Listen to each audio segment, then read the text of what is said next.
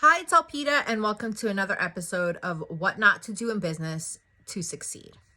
So today we're talking about hard work part 2, and we're talking about limiting beliefs. Now, limiting beliefs has become a huge buzzword lately. It's been a thing that's been known and has been discussed and explored at length for a long time, but you see it a lot now in the mainstream culture, right? People talking about their limiting beliefs and this process and that process to get rid of them or, reprogram them and things like that. So first, let's start with what is a limiting belief. So a limiting belief is something that you believe with pretty good certainty. So if you think of a scale of 0, I don't believe this at all, to 10, it is absolutely true. There's no doubt in my mind. A limiting belief, for it to really impact your life, needs to be above a 5, obviously. If you're at a 5, it's a sometimes belief, right? Like it's a 50-50 whether this belief will impact your life or not. It depends. If you have greater certainty in what you're doing, so let's say you have this belief of the whole can't afford thing. And it's at a 5. Okay. And now you also have to be mindful of where is there a specific area of budgeting or spending that you have this belief in. Like, let's say your parents were like, art supplies are like, you need the bare minimum for your school stuff, but like anything beyond that, anything fancy, anything expensive, there's the whole can't I afford thing. So that may be an area where you will stop yourself. You'll be like, okay, well, my budget for art supplies is this, even as an adult. Okay. And if you don't realize that you have this belief that it's running in the background, it's kind of like those apps that run in the background and drain your device, battery and sometimes cause things to crash, right? So you don't even know it's running in the background. So you may stop yourself. You may see this amazing set of, markers, like I recently, last summer, I bought alcohol markers because I was like, I just want to play with them.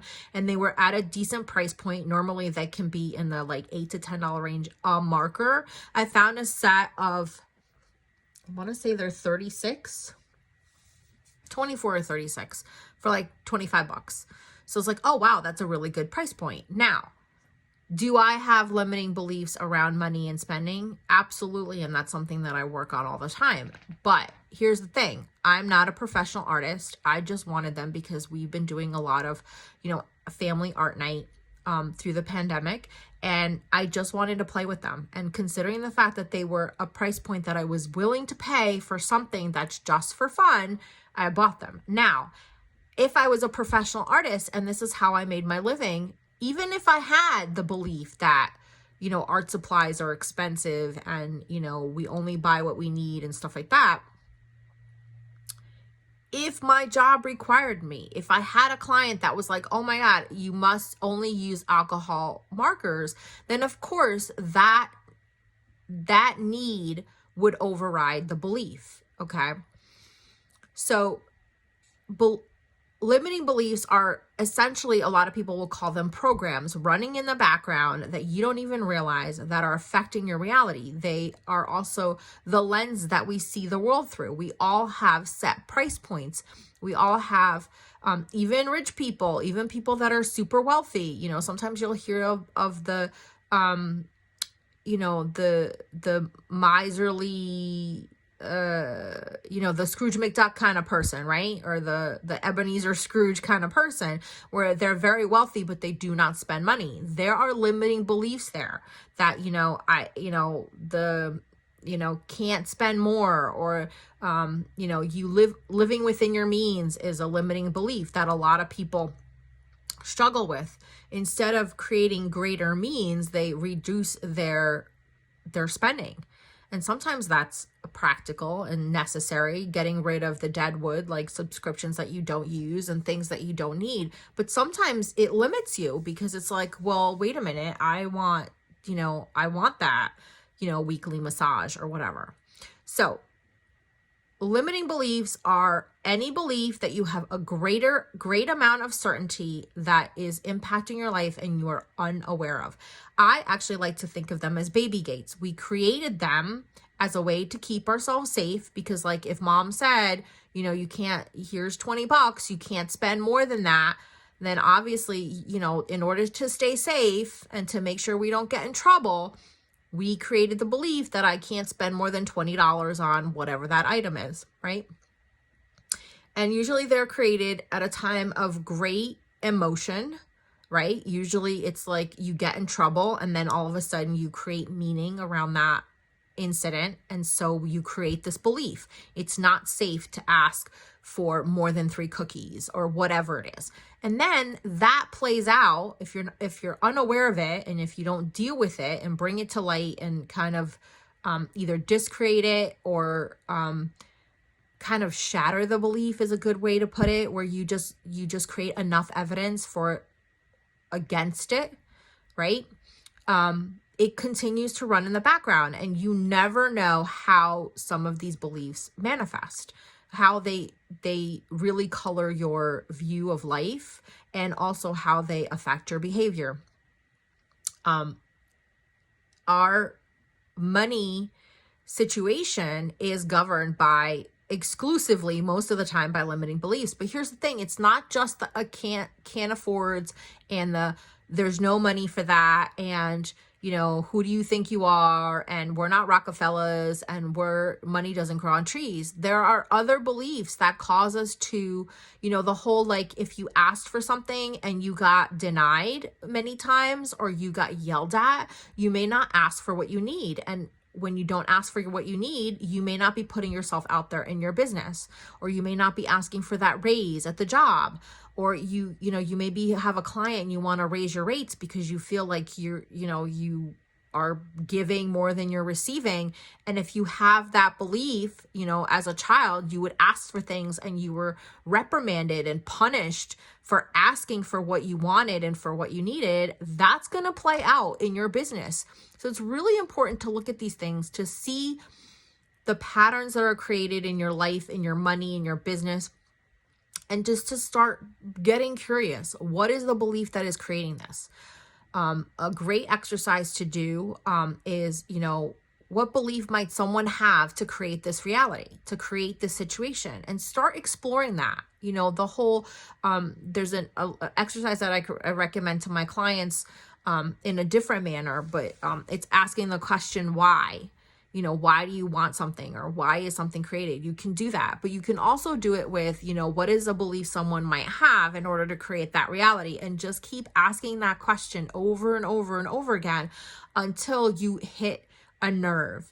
And what I mean by that is, like, you may have a memory that comes up, some intense emotion comes up, something comes up. If you're just doing it and it's like, money doesn't grow on, my parents said money doesn't grow on trees. You haven't hit the belief until you've had some sort of shift. Something happens and usually it's very emotional.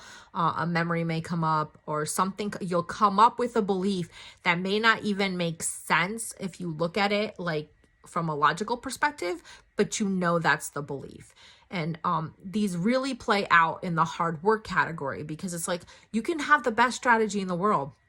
Your marketing could be on point. Your message could be on point. Your offers are phenomenal. People love you, yet you're not making the money you want because there are these limiting beliefs that are stopping you from asking for what you want. They're stopping you from truly valuing what you do. They're standing in your way. So that's why in my business, I don't just work with strategy. We don't just talk about what is your message, what is your marketing, what is your business plan, what is your, the systems that you set up to make your business kind of sort of run in the background while you do the amazing thing that you do and make great money at it. We talk about the beliefs that are standing in your way, the beliefs that are, keeping you from putting yourself out there, the beliefs that keep you from, emailing your list, the beliefs that keep you from exploring new things in your business, offering new things, new products, new services, or whatever. And a lot of times it starts with actually getting clear as to what you want, like being unapologetic, like just like a kid. If you were to like, you know, what do you really want right now? And they're like, oh my God, I want like 5 cones of cotton candy, 3 lollipops, 12 cookies, and an orange soda. Like you want to be that like over the top. Sit down, write it down on a piece of paper, and then notice what are the things that come up? What makes you uncomfortable about it? What is it like? Is it that's impossible, or I don't know enough people, or nobody's going to pay that? What are the thoughts that come up? Because those are your beliefs. Those thoughts, those pesky little thoughts that come up when we ask for what we want, those are the beliefs that are running the show and that are keeping us from either asking for what we want or recognizing the opportunity and going for it. So get a piece of paper, be really, really like a little kid, ask for everything that you want, and this, and this, and this. Just keep writing. And then just notice what thoughts are coming up in your head as you're writing it. Is it that's too expensive, or that doesn't exist, or whatever? You know, think of if you've ever seen the movie Practical Magic, where Sally does this spell so she can never fall in love, and she asks for qualities in a man that it's impossible to exist, and he does exist. Okay, she did it to keep herself safe, but in reality what she did was she called in her perfect soulmate, right?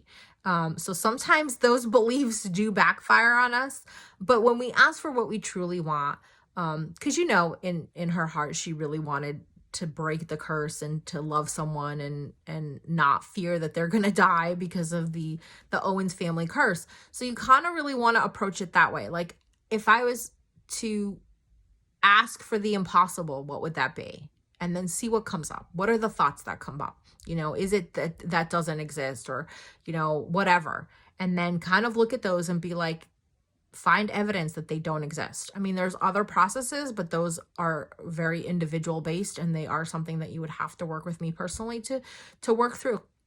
But this is a very easy exercise in order to uncover the surface level stuff that is holding you back in your business and in your life. And you will get movement. Things will start to move. It's not the be all to end all, because trust me, there's usually a huge, you know, web of beliefs that are holding us back. And every strand, every limiting belief that we deal with and we discreate, definitely gets us more untangled. But sometimes we need help. So if you need help in your business because you feel stuck, you know that you're meant for greater things, you know you want to make more of an impact and more of an income, then reach out to me and let me know, and I can help you. All right. You guys have a great day.